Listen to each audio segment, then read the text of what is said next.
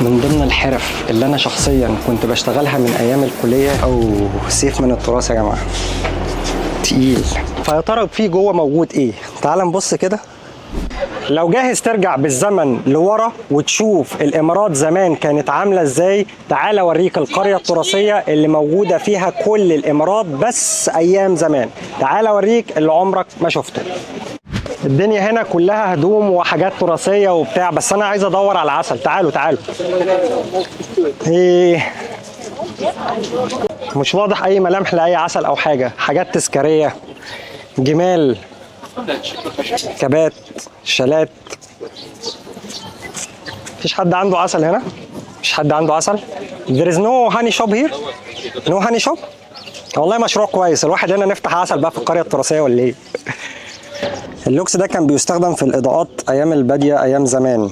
كانوا الناس بيعتمدوا على الحاجات دي في الإضاءة. المكان اللي احنا فيه المفروض ان هو مكان بيبدأ تصنيع فيه الحاجة اسمها الفرو. بيمزجوا الفرو مع الحاجات بتاعة الماعز عشان يطلع مكان أو حاجة يتم استخدامها في الشتاء تقي الناس دي من برد الناس دي يحسب لها التاريخ اللي هي عملته. حولت الموضوع تماما من صحراء ورمل لحاجة يفتخر بيها العالم بوجودها أصلا.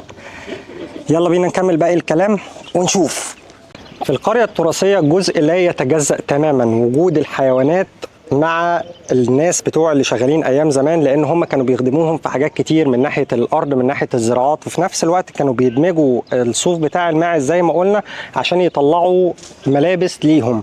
الحيوانات من ضمن الحيوانات اللي لو جيت هتشوفها هنا في القريه التراثيه، المفروض ان ده حصان عربي اصيل. طبعا انا للاسف ما بفهمش في الاحصنه قوي وما اقدرش اقول ان ده حصان عربي اصيل ولا لا، بس هو يعني يكفي. بص ديله ما شاء الله حاجه طويله، والناس مهتميه قوي بالحاجات دي. لو جيت تبص هنا، ده غزال ده ولا ايه؟ يا غزال، عندكش شويه عسل؟ خد يا اسطى كده. ده عايز ياكل يا جدعان، عايز ياكل. محدش معاه، ده جايين والله. كان هياكل الجهاز. تعالى تعالى نشوف، تعالى نشوف. اهو جبتش انا حاجه من عندي. يصنع من دمج الشعر مع الصوف من اجل المتانه والقوه. بيستخدم اثناء الباديه في الايام البارده، فصل الشتاء تحديدا، عشان يستخدموا حاجه تدفيهم. يعني الحيوانات دي كانت بتدخل في حاجات كتيره حتى في الملابس بتاعتهم. تعال نكمل نشوف، هنشوف هنلاقي ايه تاني. يا ترى الناس دي كانت بتعيش ازاي؟ بتعيش بالظبط زي ما انتم شايفين في الاكواخ اللي موجوده او معموله من جريد النخل. دي كانت الحياه البدائيه، وفي بعض الاماكن في مدينه العين زي ما هو موجود كانوا بيعملوا الكلام ده وبيعيشوا فيه. الكلام ده مبني عشان الناس تبدا تشوف الحضارات القديمه او الناس القدامى الباديه بتوع ابو ظبي او بتوع الامارات عموما. كانوا بيقعدوا في اكواخ معموله من جريد النخل. بص كده من جوه المكان متقسم ازاي. حاجه بدائيه جدا. موجود ادوات بسيطه جدا عشان تبدا تساعد الناس في المعيشه بتاعتهم. مقشه، الجروف بتاعهم. هنا متقسم من جوه اقسام زي ما تقول اوض. اكيد هنلاقي هنا حمام بدائي. دي شكل الحياه البدائيه بصوره عامه. من ضمن الحاجات اللي انا بحبها، بحب استكشف الاماكن الغريبه. فيا ترى في جوه موجود ايه؟ تعال نبص كده. مكان للمعيشه، مكان للمعيشه. القعده بتاعتهم هنا اهي. انا ما اعرفش جوه ده كان فيه ايه او بيعملوا ايه. هنا في برضو مكان كده بس ضلمه، مفيش حاجه هنا. هي مجرد بيوريك بس شكل الدنيا بتبقى عامله ازاي، المكان متقسم ازاي، الناس دي كانت عايشه ازاي. وده نموذج بصراحه حلو بيفهمك الناس دي كانت بتعمل ايه في حياتها يعني. تعال ندور على مكان تاني نستكشفه. انا مش عارف المرجحه دي ممكن تستحمل واحد زيي ولا لا، بس انا حاسس ان انا هبقى تافه جدا وانا واحد في السن ده بيتمرجح. بس الواحد والله كل واحد بيبقى جواه طفل. عارف انت، اوقات كتير الواحد بيحب يرجع بالزمن كده، يقعد كده. البتاع بتزيق يا جدعان. ان شاء الله مش هتقع يعني. بس اوقات كتير الواحد بيحب يرجع بالزمن يجرب حاجات. طبعا حاجات الاطفال. عارف انت، تقعد كده تشد الفيشه، ما تعملش حاجه، حاجه بتوديك وحاجه بتجيبك. بس للاسف انا عندي ميعاد، لازم ننجز الليله دي عشان خاطر عندي ميعاد. يلا نشوف غيره، يلا يلا. من ضمن الحاجات الأساسية والمتطلبات الأساسية لأي حد عايش في أي مكان هي المية. المية هنا أو في مكان زي دوت بيعتمد على مياه آبار. بص كده، طبعا هو ممنوع نخش جوه، بس ده عبارة عن بير زي ما انتم شايفين. السلبة دي أو الجزء ده بينزل لتحت بيرفع المية، وتبدأ الناس تفضيها بعد كده عشان تبدأ تستخدمها في المعايش اليومية.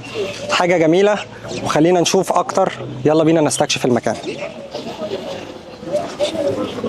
الجهاز ده شكلنا مش هنعرف نجربه النهارده، بس عموما واحنا بنستكشف لقينا القعده العربي الخيالي دي. بس السؤال المحوري هنا بقى، هنا قدامنا منظر جميل جدا اللي هو منظر الميه. ليه ده موجود بالشكل ده؟ يعني ليه ابص على هنا؟ ليه ده ما يتلفش كده وابقى قاعد زي البرنس، قاعد مريح باكل لقمه بتاعه قصادي بحر كده اتبسط عليه وبتاع؟ فدي نقطه لازم نتساءل فيها.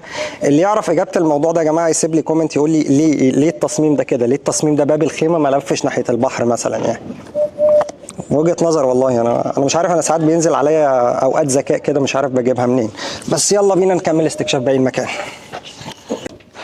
وده يا جماعة نموذج مصغر لإزاي التقسيمة بتاعة القرية زمان كانت موجودة من ناحية البيوت الصغيرة، الأماكن المخصصة لحاجات معينة زي تربية الخيول مثلا أو الحيوانات بيبقى ليها أماكن مخصصة. الناس دي من زمان وهي منظمة، يعني هم عارفين هم بيعملوا إيه. بصراحة شابو. المكان اللي احنا موجودين فيه ده المفروض بيتم تصنيع القوارب. بص، حاجة زي كده تبقى عجلة مركب، موضوع خيالي بصراحة. ودي نموذج لمركب مصغرة شراعية طبعا، من غير مواتير ومن غير حاجة. الحياة البدائية أيام زمان، حاجة ظريفة جدا بصراحة. ويلا نكمل باقي استكشاف المكان. ومن ضمن الحاجات اللي بتميز مكان زي دوت هو الحاجات اليدوية اللي بتتعمل بصورة بدائية جدا، زي صناعة النحاس، الفخار، الزجاج، الجلود. عندك صناعة الخناجر والحاجات المعدن والسيوف. أنا بصراحة من هواة الأسلحة فأنا بحب. تعالوا نشوف الكلام ده بيقول إيه. أوه، سيف من التراث يا جماعة، تقيل. المقبض بتاعه بدائي جدا، معلهوش أي نقوشات، معلهوش أي حاجة. بس حاجة حلوة كده ان انت تمسك حاجة تقيلة كده من الزمن العريق. بص، ده المكان اللي بيركب فيه الخنجر، ولا ده شكل بس ولا ايه؟ الله اعلم. بس عموما هنا المكان ده كان بيتم فيه تصنيع الاسلحة والحاجات المعدن، السيوف والخناجر. تعالوا نشوف مكان تاني يمكن نلاقي حاجة اجمل. بص ده ديكورات يا معلم. المكان اللي احنا موجودين فيه دلوقتي ده بقى بيبقى اماكن تصنيع النحاس، من ناحية الاطباق، من ناحية الاواني النحاسية. كل ده بيتم تصنيعه بصورة يدوية بالكامل. الناس دي بصراحة كانت مهارية، يعني الناس دي فعلا مهارية من ايام زمان. على فكرة البدو في كل مكان مش في الامارات بس، الناس مهاريين بيعرفوا يستغلوا كل الخامات اللي موجودة في الطبيعة باكمل صورة ليها. يعمل لك احسن طبق، يعمل لك احسن غزل. ما شاء الله ما شاء الله. يلا نشوف غيره.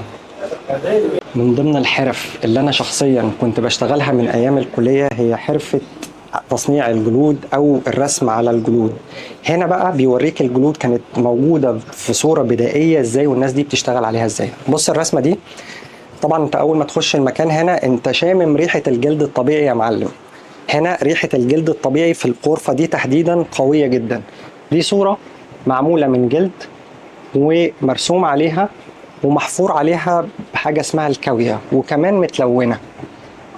الشكل دوت على فكرة مش بعيد ان هو كان يبقى موجود ايام زمان.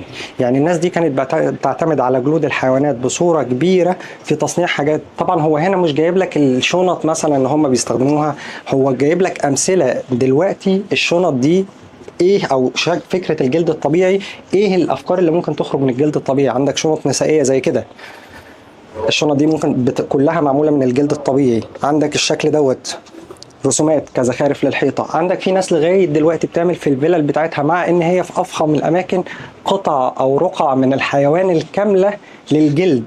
لدرجة ان في ناس بتعمل في السجاد الهاند ميد. في عندنا اماكن كمان في مصر نفس الكلام، سجاد بالكامل هاند ميد معمول بقطع جلد طبيعي، يبقى شكله خرافي. بصراحة كل حاجة وليها هواتها، بس أنا برضو من هواة الحاجات الحرفية بتاعة الجلد. وبعد ما لفينا كل حتة في القرية وشفنا كل حاجة على أمل إن احنا نلاقي حد بيبيع عسل نشوفه عايز يكشف على العسل بتاعه ولا لأ بالجهاز دوت، للأسف ما لقيناش أي حد. بس كنا في تجربة ظريفة، شفتوا الحاجات اللي أنا بشوفها. ما تنساش لو المحتوى عجبك لايك وشير. يومكم جميل. سلام.